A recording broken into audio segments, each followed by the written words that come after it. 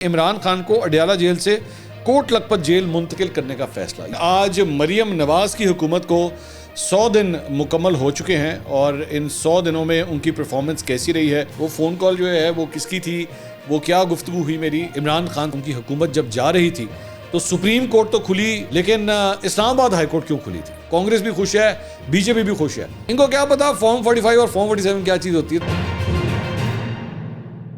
السلام علیکم ناظرین, میں ہوں منصور علی خان. اپنے ڈیجیٹل چینل کے اوپر آپ کو خوش آمدید کہوں گا. ناظرین, آج مریم نواز کی حکومت کو 100 دن مکمل ہو چکے ہیں اور ان 100 دنوں میں ان کی پرفارمنس کیسی رہی ہے تھوڑی دیر میں اسے ایویلیویٹ کرتے ہیں اور آپ کے سامنے رکھیں گے. اس کے ساتھ ساتھ بھارتی الیکشنز کے بارے میں بھی تھوڑی دیر میں بات کریں گے اور پاکستان تحریک انصاف کے لیے آج کا دن جو ہے وہ بڑا امپورٹنٹ دن ہے. بڑی اہم سماعت جو ہے وہ آج ایک کیس کے اندر ہونے جا رہی ہے, اس کی ڈیٹیل سے بھی آپ کو آگاہ کرتے ہیں. لیکن اس سے پہلے آپ سے ریکویسٹ کہ چینل کو سبسکرائب کرنا مت بھولیے گا, بیل آئیکن پریس کیجیے گا. اگر آپ کو ویڈیو پسند آئے تو اسے لائک اور شیئر ضرور کیجیے گا. کل صبح کی جو ہم نے ویڈیو کی تھی, جو ویلاگ کیا تھا, اس کے اندر میں نے شروع میں ذکر کیا تھا ایک فون کال کا. وہ فون کال جو مجھے آئی تھی تو بس میں بھول گیا ایکچولی ذکر کرنا کہ وہ فون کال جو ہے وہ کس کی تھی, وہ کیا گفتگو ہوئی میری, جس کا میں بیسکلی آپ سے ذکر کرنا چاہ رہا تھا. تو اس کے لیے معذرت.